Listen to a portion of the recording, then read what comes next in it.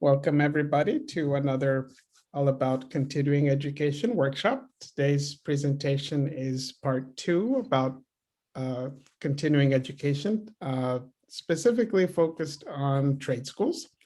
If this is your first time joining us, welcome, because I see a few new faces. Please let us know if you have any questions throughout the workshop. You can write your questions in the chat box. You can raise your hand on your Zoom screen, or you can unmute your mic and ask away. But other than that, I will turn it over to our host, and I hope that you enjoy the workshop. Okay, well, thank you, Raul. We're here to talk about continuing education.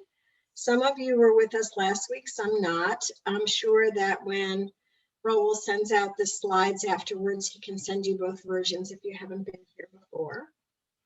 I'm going to talk to you about real briefly what we did last week. Those of you who were here, it's a recap. If you didn't, you're going to see some of these things be readdressed specifically in terms of trades. But we talked about what is continuing education. Continuing education is some formal instruction that we take, and it might be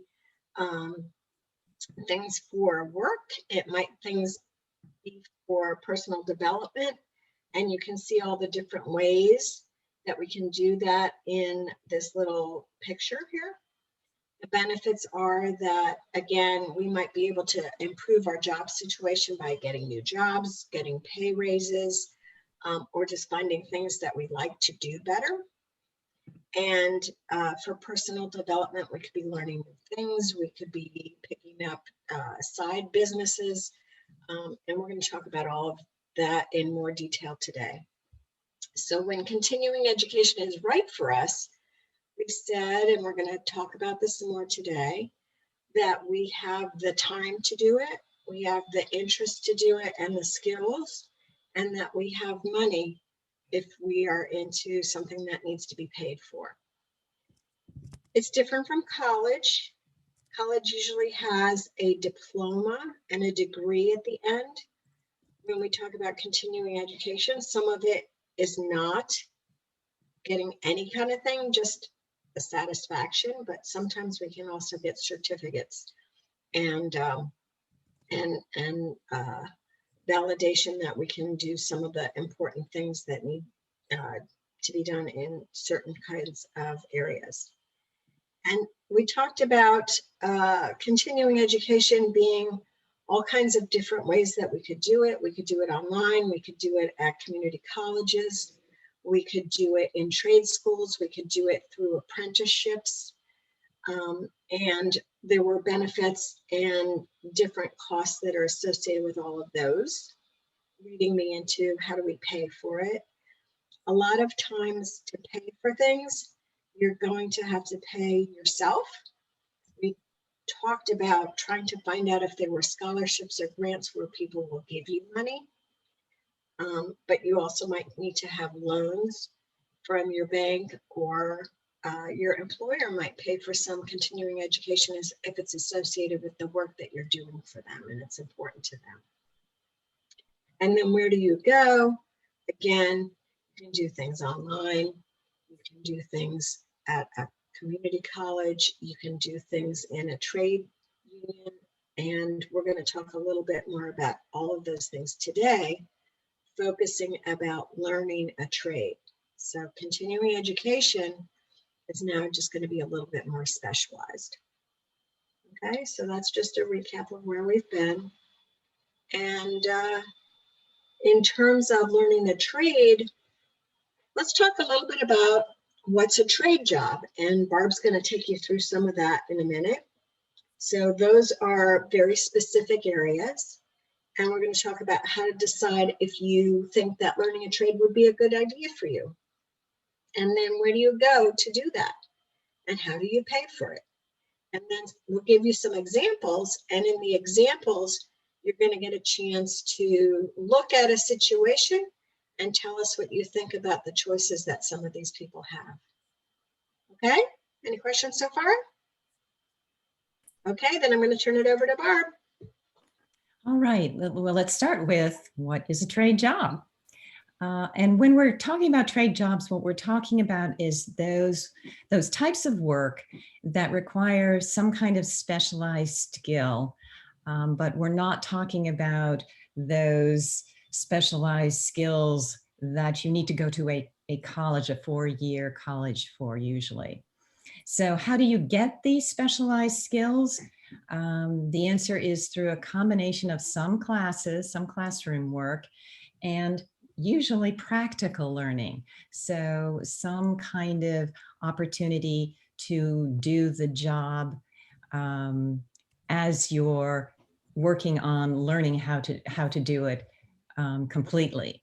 So in that way, it's very different than the 4-year degree of college, as we talked about in our series about college.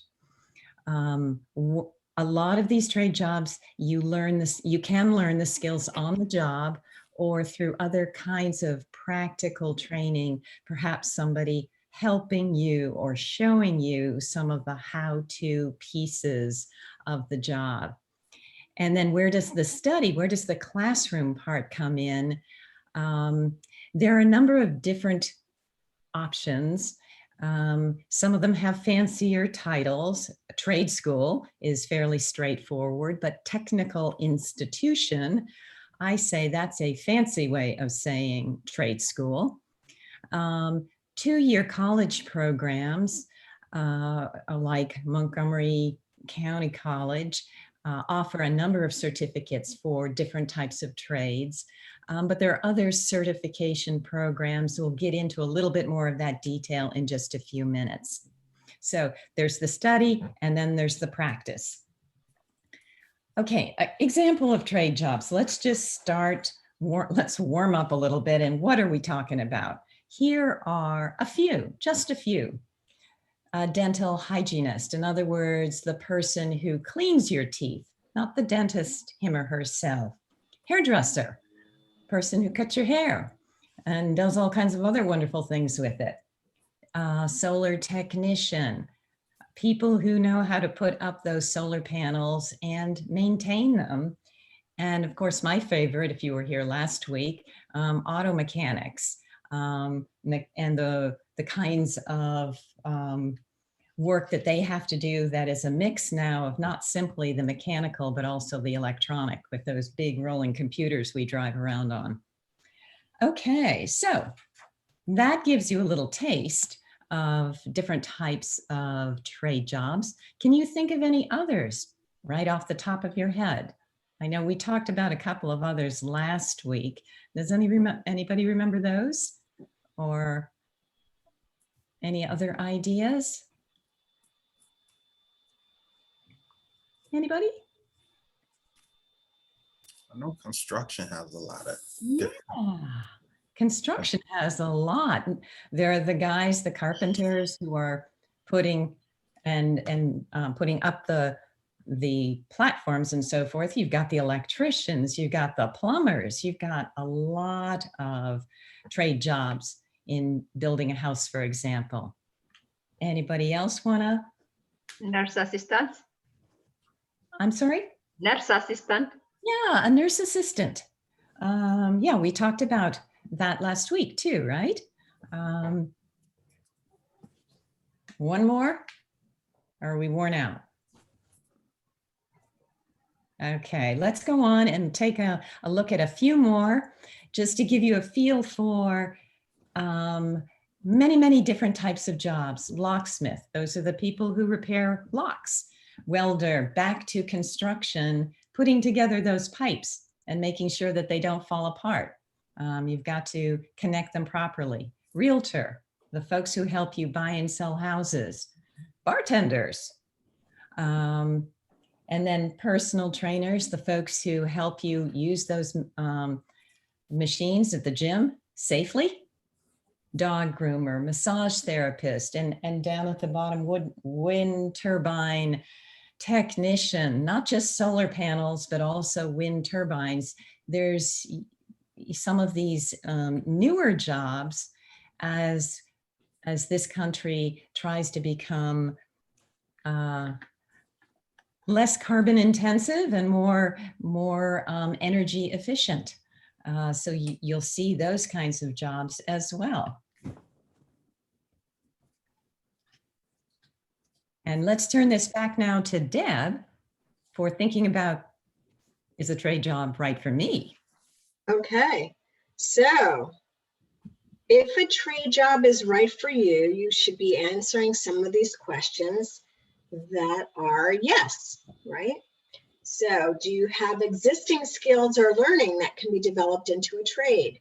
So we're going to talk a little bit later in our examples about somebody who really likes cooking and he wants to go into the food industry. We're going to talk about somebody who really likes caring for other people and she's thinking about either being a nursing assistant or a home health care person or one of the other medical trade kind of jobs. And so if you have some existing skills or interests, that can be one thing. Or if you've already learned part of something and you want to go further, that also can be developed into a trade. And the question, do I like hands-on work? Does anybody know what hands-on work means?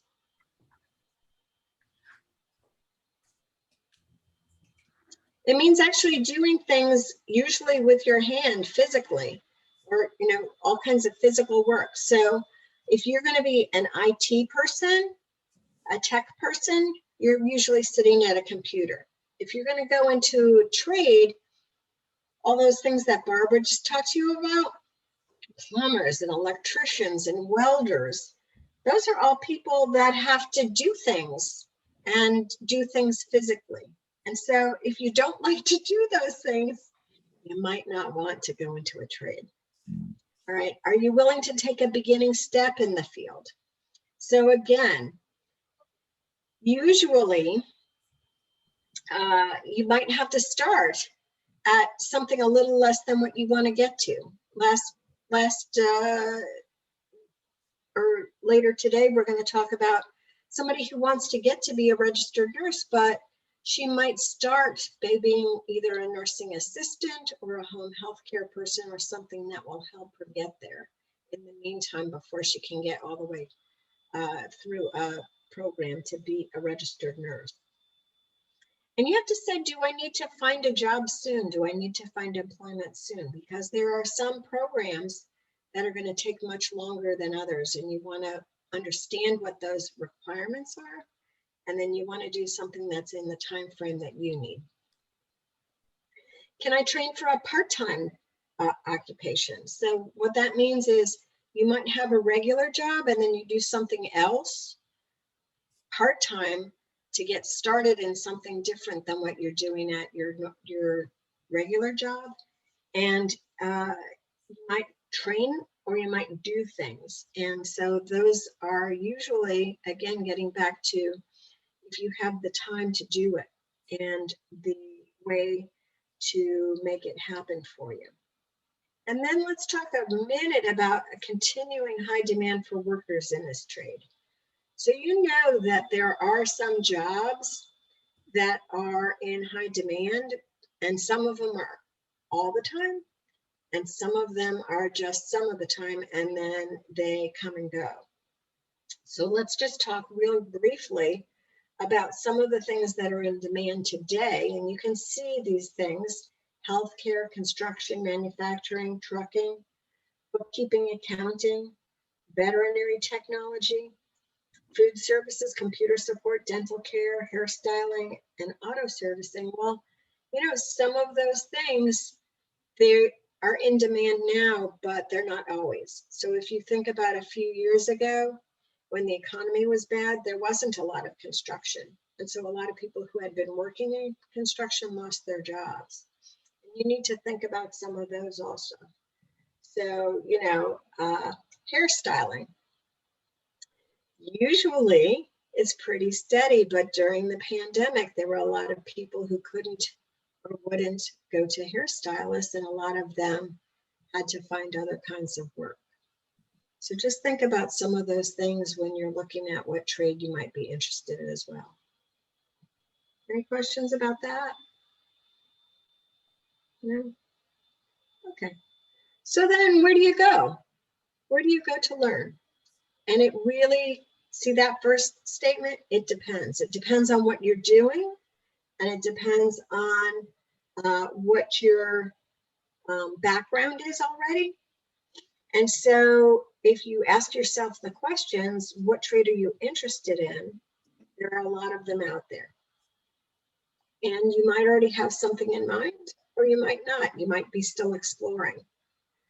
And then if you find something that you're interested in doing, it asks you what level of competency you have. So level of competency means how well you already can do it. If you're a beginner, it's going to be different than something that you've been doing yourself. And for the people who were here last week, Barb talked about her dad fixing cars all the time, but he was fixing them on old technology, not on the cars that have computers. So he was good on old cars and not really that good on new cars. And if he had gone for more training, he would have had to learn a lot about the computer parts of the cars, right? All right. So how much can you invest? So remember, we've talked a lot about some of these things cost, some of them don't. You have to know how much time you can invest and how much cost you have. So if you want to be involved in something that takes a couple years to get, and you don't have the time, you might want to look at other options that you could get to quicker. And then costing, the same thing. You might have some things that are very costly to get all the way to where you want to go, but there are other less expensive options that you can take. And we're going to talk about all of those in a little bit more detail when we get going. And then apprenticeships. Does anybody know what apprenticeships are? No? Apprenticeships are the places where you can go and you can learn and get paid at the same time. So it means that you're not going to be an expert. Somebody else is going to work with you and be your manager. And while you're learning, they'll pay you. So they won't pay you the same amount as when you get really good at it, but they'll pay you something to help you learn. And that is what we call an apprenticeship. Apprenticeships happen a lot in some of the trades that we're talking about. So a lot of the construction type jobs that we were talking about, that Piava talked about, and Barb of plumbing or electrician, those are things that often have apprenticeships. And then where do you go? So we already talked about these things we call trade schools or technical institutes or vocational schools. They usually teach a lot of different things, okay? And they'll have some trades and some that are industry specific. What does that mean? That means that you might be able to go somewhere and do electrician and auto mechanic at the same place, but some of the ones are specialized, that they only do one thing. So if you want to learn how to cut hair, you would go to some place called a cosmetology school. If you wanted to do more in the food services industry, you would go to what we call a culinary institute. Culinary means food, basically. And then there's community colleges. And we talked a lot about community colleges. We talked about that when we talked about colleges. We talked about that last week when we were talking about continuing education in general. They often have certification programs for trades, and they also often have 2 or 3 year programs that you can get an associate's degree. And we've talked about before that the 2 big community colleges that we have in our area that you might be interested in are Montgomery College and Prince George's Community College. And then apprenticeships. I just talked a little bit about apprenticeships where you get to be paid while you learn. So that is a good benefit, because while you're learning, you're not paying for it, you're being paid, you're earning money. And Maryland has a program for apprenticeships, We're going to give you the link for that at the end of this presentation, and Raul's going to send you the copy of it, so you'll have that when we get to it. But if that's something that you're interested in, definitely check out what the state has to offer. And then the local trade unions, and we talked about those too. So things like electricians and plumbers, they have trade unions, and those are places where if there's a specific thing that you're interested in, you can find a union for it and see whether they have apprenticeships as well. So with that, which is a lot of information, I'm going to give you back to Barb to talk about how to pay. Okay, just like when we talked about trying to pay for college, some of these points are very similar. In general, how do you pay for continuing education?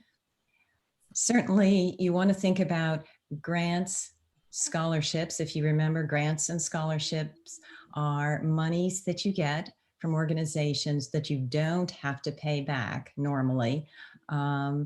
Or loans, again, from these organizations, which you would have to pay back. And which organizations are we talking about? From the school that you're taking classes at, or that program that you're participating in. You'd want to see if the school or the program has any kind of grants, scholarships to help you pay. From the industry itself, when you think about, there are certain industries, when you think about some of the unions, and this country is not as strong in unions as it used to be, but there's still some. And do those unions, electricians union, plumbers union, offer any kinds of grants, scholarships to encourage new people to come into that particular trade? It's always worth asking that question. And to that third point, do your research. Yeah, or do your homework, as I like to say. Use Google. It's surprising what you can find online just by asking for the industry. Does the industry have a union? Does the union have grants, scholarships, any kind of loan programs? They're probably going to be less, probably, but not always, less expensive than if you go to your bank, which is always another possibility. We've already talked a little bit about apprenticeships as a way of paying for continuing education, which is the pay while you work process. Those can be hard to find, but again, as you do your homework, it's always a good question to ask. Is there a way for me to work and earn while I'm learning? Ask your employer. There are some employers that are particularly interested if the training that you're interested in is going to benefit them. If you have more skills, if you have certificates that they value, they may be willing to help you pay, or maybe even pay completely for a particular class or learning opportunity. So again, it doesn't hurt to ask.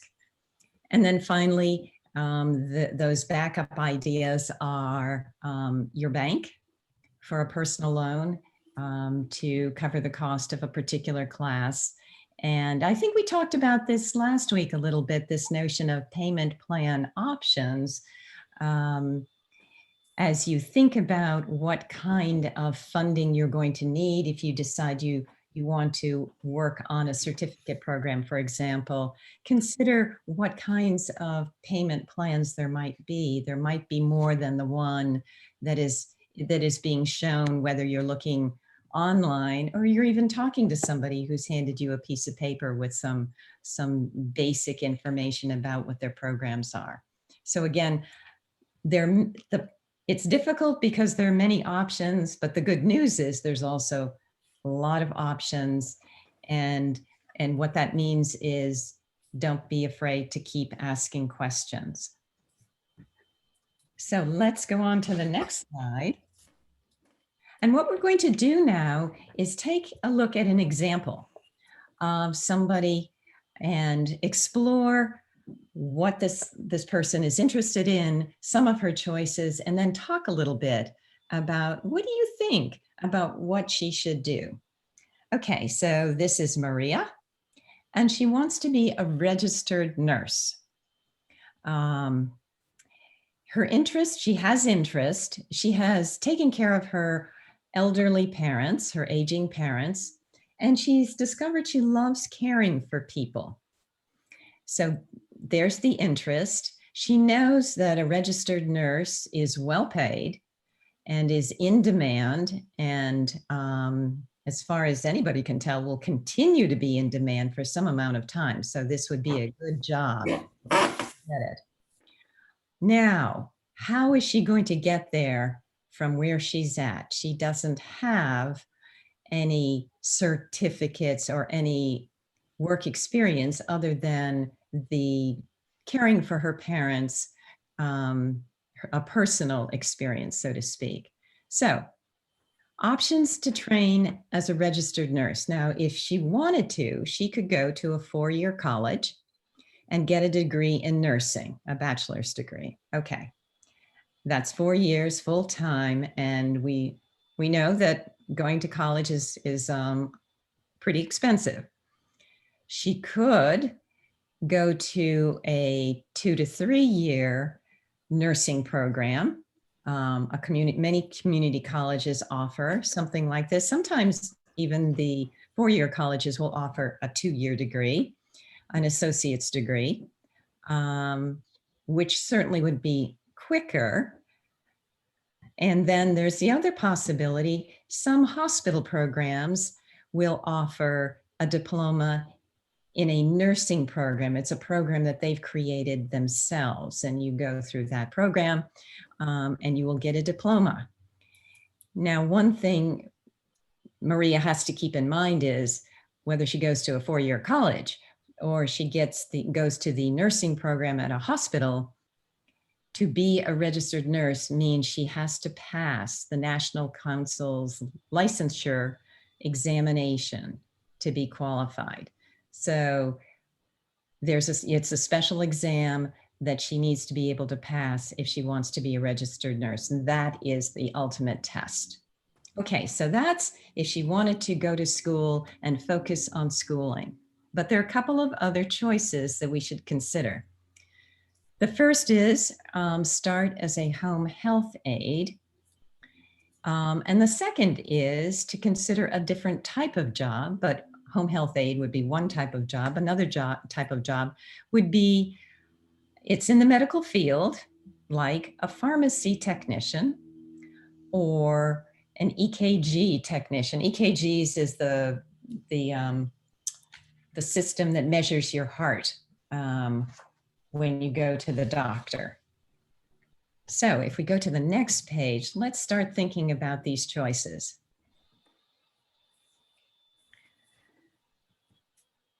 The other sort of choice number 1, start as a home health aide. Uh-oh.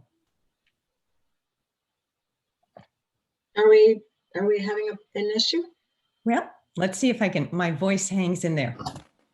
Oh, Some benefits. Home health aide is a job and it doesn't require certification.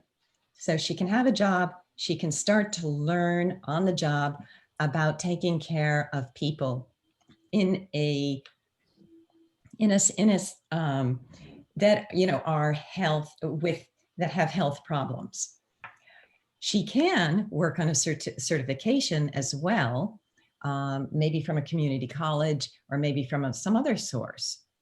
And that certification could also help give her additional skills so that she would be better at her job as a home health aide worker. And another benefit to doing it this way is Maria can get a better sense of what it's like taking care of not just her parents, but other people. So that's one possible path she could take. The other, the pharmacy technician or EKG technician, the benefits could be, again, there are certifications for this particular type of trade, but it takes a lot less time than being a registered nurse. And these certifications would be available at a community college. And so Maria knows that that's probably not going to be as expensive as certainly as the 4-year program. And it would be a way to have a job more quickly. All right, now, what do you people think? She wants to be a registered nurse. She has basically 3 big choices. Train as a registered nurse right now, become a home healthcare aide, or take a different type of healthcare or medical related job like a technician in a pharmacy or in a doctor's office. So what do you think about these choices? What advice would you give to Maria?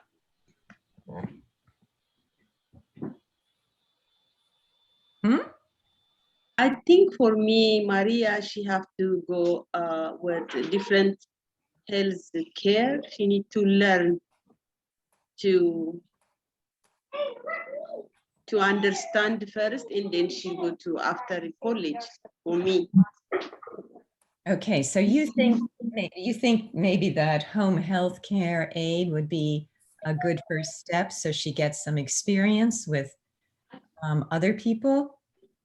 Yeah, because if first of all she need to understand all the healthy she need to understand all the step first, and then after she go the class, maybe for me. Okay, so the idea is start with a job, and then maybe get a certification and learn more skills, and then she can start to think about maybe it would be good to now think about becoming a registered nurse now that she's getting used to working with different people, different kinds of health problems. Yeah, that makes sense. Other thoughts?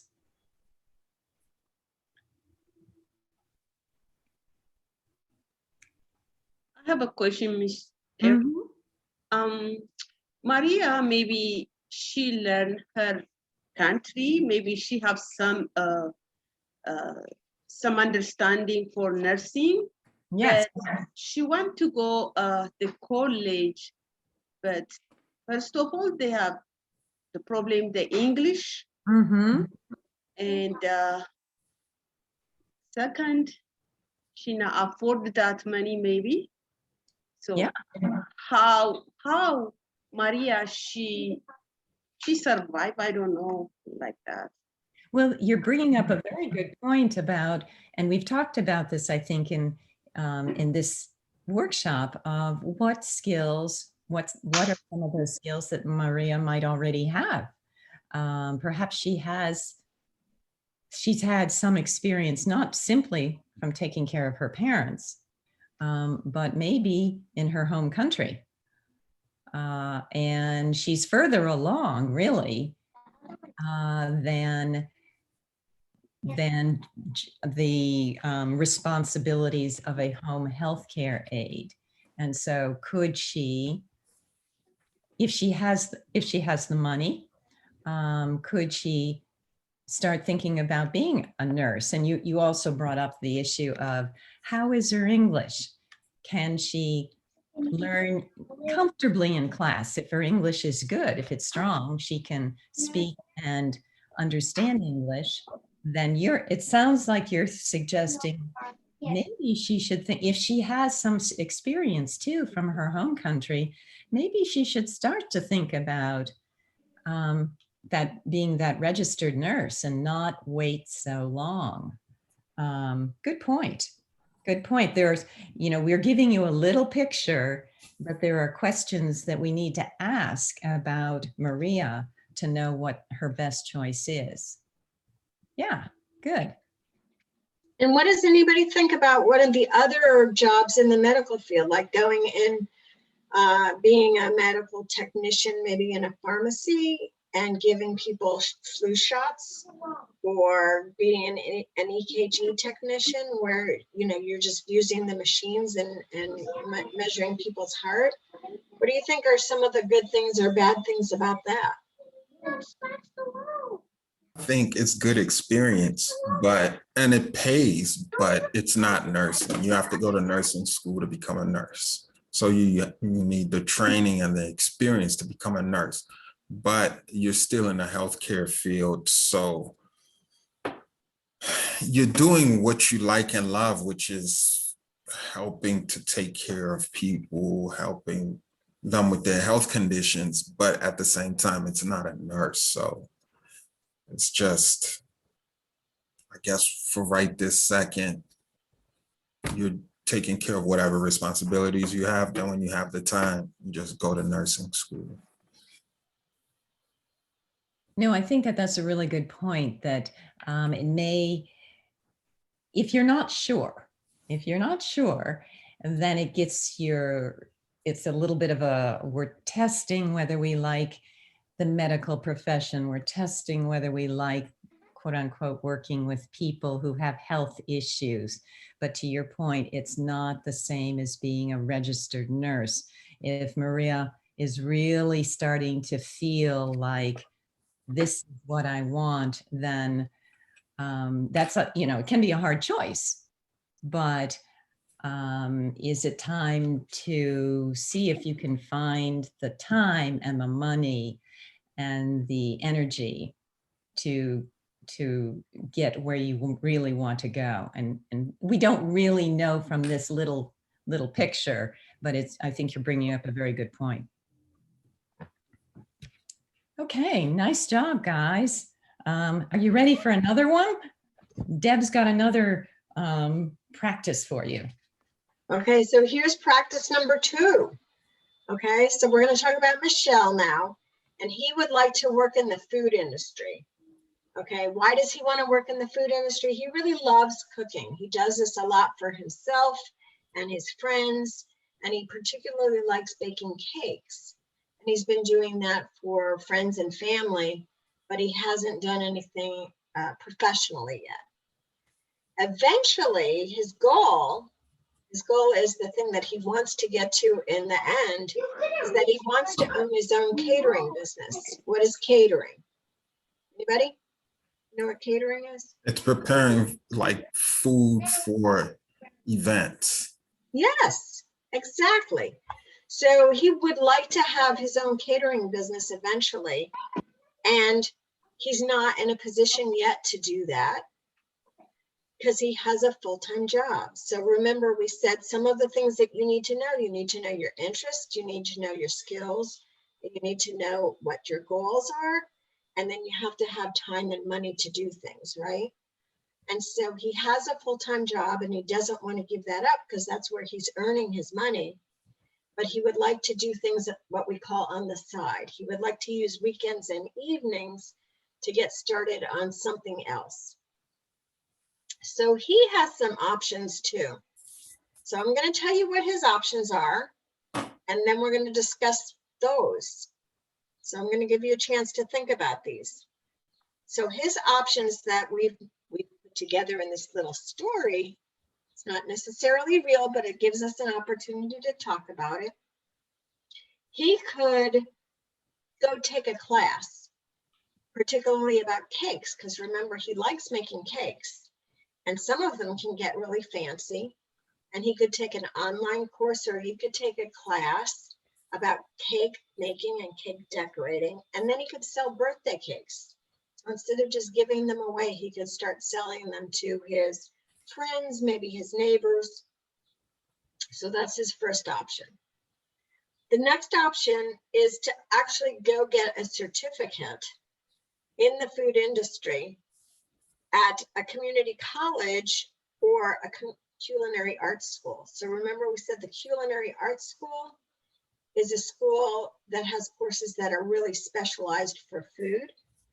And there's a lot of those types of courses also at the community college.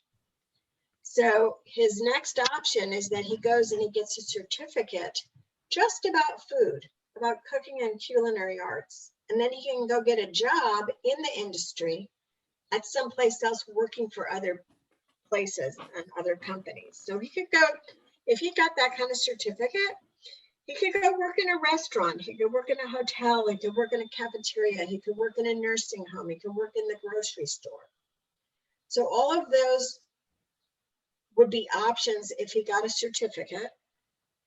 And then the last thing that he's thinking about is that he would go to one of those places, a community college and or a culinary arts school.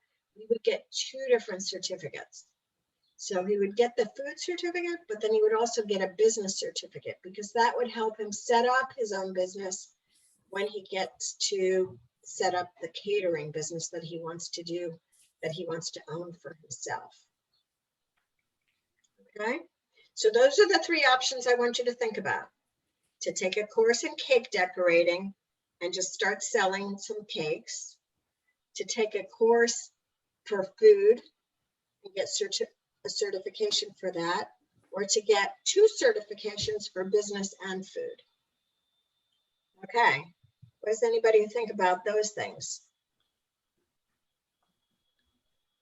Lydia, you haven't talked yet today.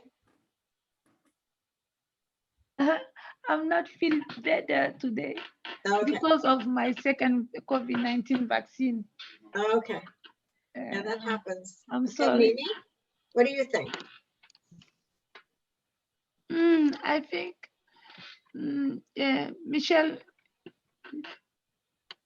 Michelle has a good choice. Want to work in the food industry because it is a job of full time. Mhm. He can work at full time. He can have weekend to get money. He can get much money because it is a full-time job. And That's a good work. point. No, that's a very good point. Okay, who else? Mimi, do you have any opinions? Mimi, what do you think about Michelle's choices? Michelle, she have a lot of choices because the business, especially with the food, they have a lot of place to find full-time job. So I think for her, for me, it's okay with her. Okay, so Biava, is that how you pronounce it? Yes, you're right. You've been pronouncing it correctly. Okay, good. What do you think? He has a lot on his plate because he has to work and go to school. Mhm. And I think he has more of a passion for like making cakes. Mhm. So actually catering and making cakes. So he should take the cake baking course first and then get his business started, and then he can go back to the other courses if he wants. So I don't even know if it's possible because he has so much work that it's going to be very tough for him to, once he gets one business started along with his other job, take other courses. That's a really good point too, yeah. So yeah, because he's got a full-time job, and if he starts doing the cake things on the side and selling those, when is he going to have time to go to get a certificate at one of the schools? So yeah, so there might be some things that he's going to have to squeeze in, or maybe what he would want to do is, instead of staying at a full-time job, that he would go part-time at that job while he's still building out his business. So there's a lot of choices And I think the important thing for you guys to learn from this is that there's no one right answer. There's a lot of different good things and bad things about all the choices that we have. And you have to make a choice that's good for you at the time that you're making it. And when you get to the point of being interested in pursuing and doing one of these kinds of jobs, you have to figure out how you fit it into your life. Right? Okay. All right. So I'm going to let Barb wrap it up for us.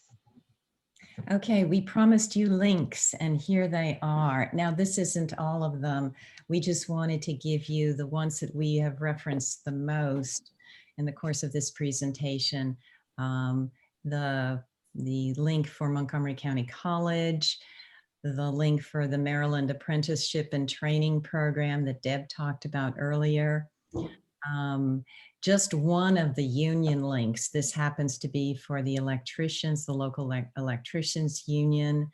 And then finally, the Literacy Council link.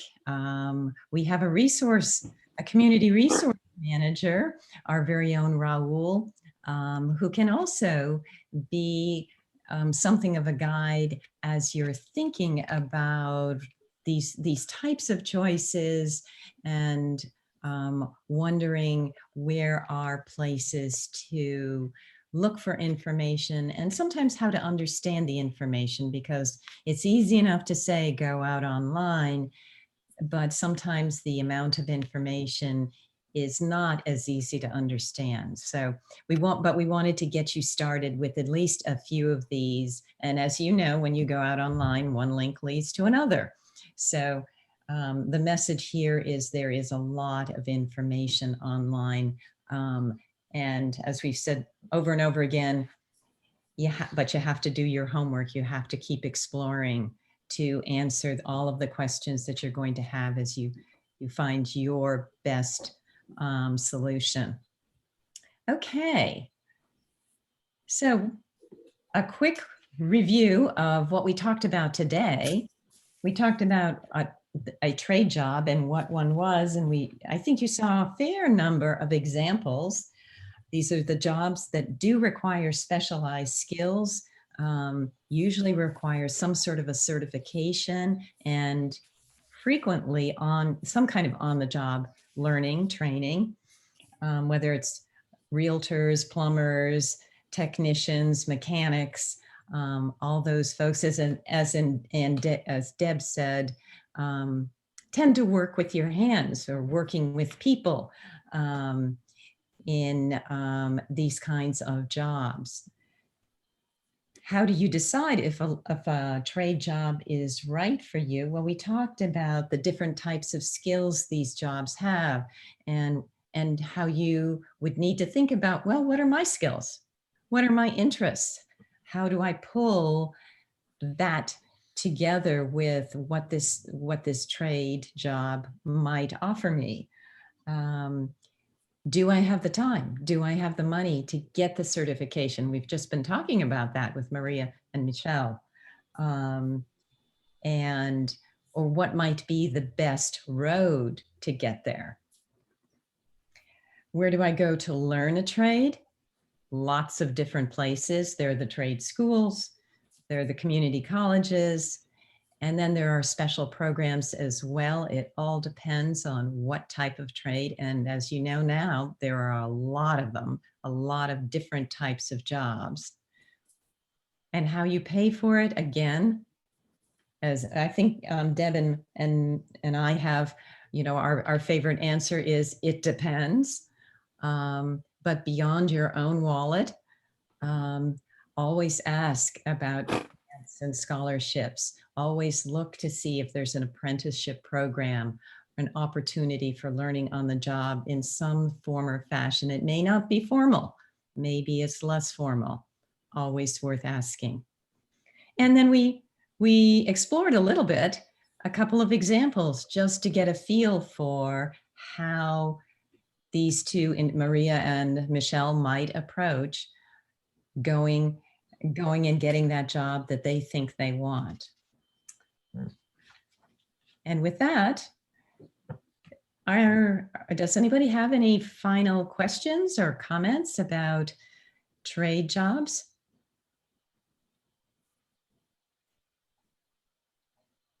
Feeling pretty comfortable about what they are and where you'd start? Yes, ma'am. I Good. do have a question. You did have the post up with the emails. Mm-hmm. I Yeah. asked in the chat if you guys would try to email that to us so we can have like the Montgomery College and stuff like that. Yes, it will. This whole presentation will be emailed to you. I Okay. appreciate that so much. Oh, good, good. Yeah. Yeah, there's a lot of information. That way you'll have the links and you'll have everything else as well. Anything else? All righty then, we just want to share one more slide, and that's simply the topics for this series, Financial Literacy Series. You can see them here. Obviously, it's part of this presentation, so you don't have to write anything down. And we wanted to remind you that in June, we will spend 2 weeks talking about budgeting. So hope to see you in June, exploring budgeting with us.